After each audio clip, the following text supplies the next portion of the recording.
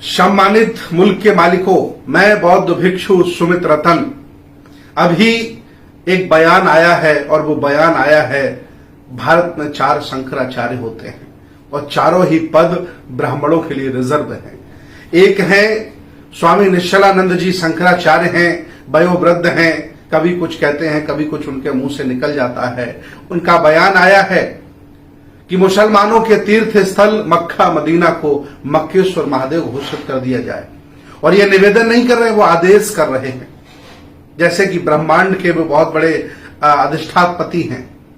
और एक और उनका बयान आया है कि ताजमहल को तेजो महल बना दिया जाए। ज्ञान बापी को जो मस्जिद है उसे हिंदू मंदिर घोषित कर दिया जाए। मैं पूछना चाहता हूं आदरणीय शंकराचार्य महोदय जी, इतिहास की जानकारी हो, भूगोल की जानकारी हो, कभी पुरातन इतिहास आपने पढ़ा हो तो आपको पता होना चाहिए कि जो जगन्नाथपुरी मंदिर है आज भी उसमें बुद्ध की प्रतिमा विराजमान है। आज भी जगन्नाथपुरी के मंदिर के सबसे ऊपर बुद्ध की प्रतिमा विराजमान है।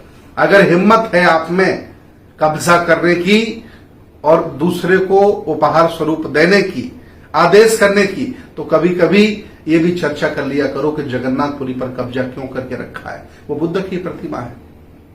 इतना ही नहीं, तिरुपति बालाजी जो पूरी दुनिया कह रही है, शोध पत्र कह रहे हैं कि बुद्ध की प्रतिमा है, कभी कभी विचार करके ये भी कह दिया करो कि तिरुपति बालाजी बुद्ध हैं।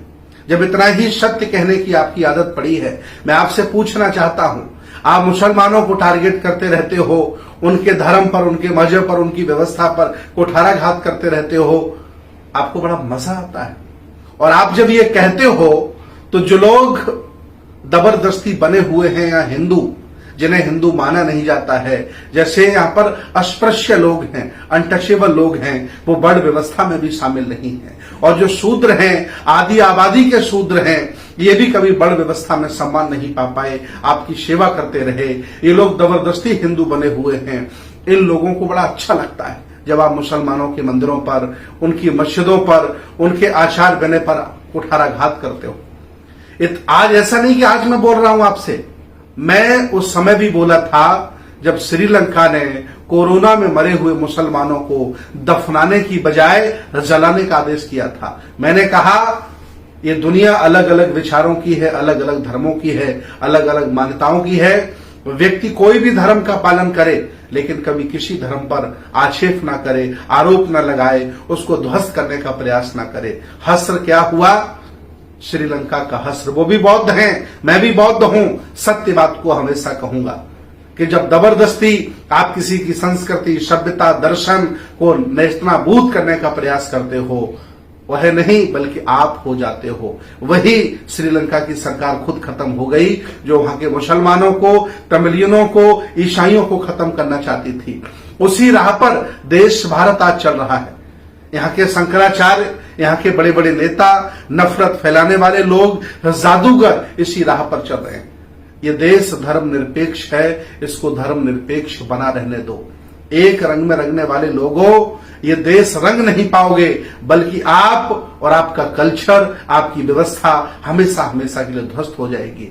मैं आह्वान करता हूं आदरणीय सरस्वती निश्चलानंद जी से, शंकराचार्य हैं, कि कभी कभी सत्य भी बोल दिया करो। मैं बौद्ध भिक्षु हूं।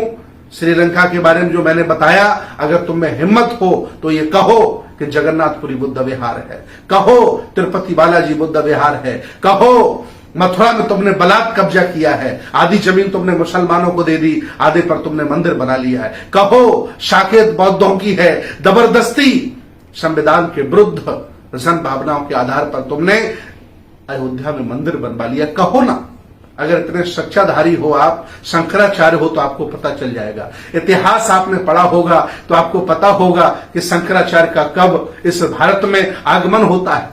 ईसा मसीह कब आए, मोहम्मद साहब कब आए और बुद्ध कब आए, और बुद्ध की संस्कृति ने इस देश को क्या दिया और आप इस देश को क्या दे रहे हो। गाय गोबर के अलावा, नफरत फैलाने के अलावा, दूसरों के मंदिरों में, मस्जिदों में कब्जा करने के अलावा आप कभी भी विकास की बात नहीं करते हो। तुलना करते हो तो भारत की पाकिस्तान से करने लगते हो, लोगों को बरगलाते हो। अरे कभी तुलना करनी हो तो रसिया से करो, अमेरिका से करो, जापान से करो, तब समझ में आएगा कि तुलना भी कोई चीज होती है। नफरत फैलाकर कब तक इस देश को बर्बाद करोगे? शंकराचार्य हो, आप सन्यासी हो, आप कम से कम सत्य बोलो, सत्य बोलो। अगर सत्य नहीं बोल सकते हो तो मुंह पर लगाम लगाइए, जुबान पर लगाम लगाइए और मंदिर में बैठ करके रोटियां तोड़ने का काम करिए। देश को बांटिएगा नहीं।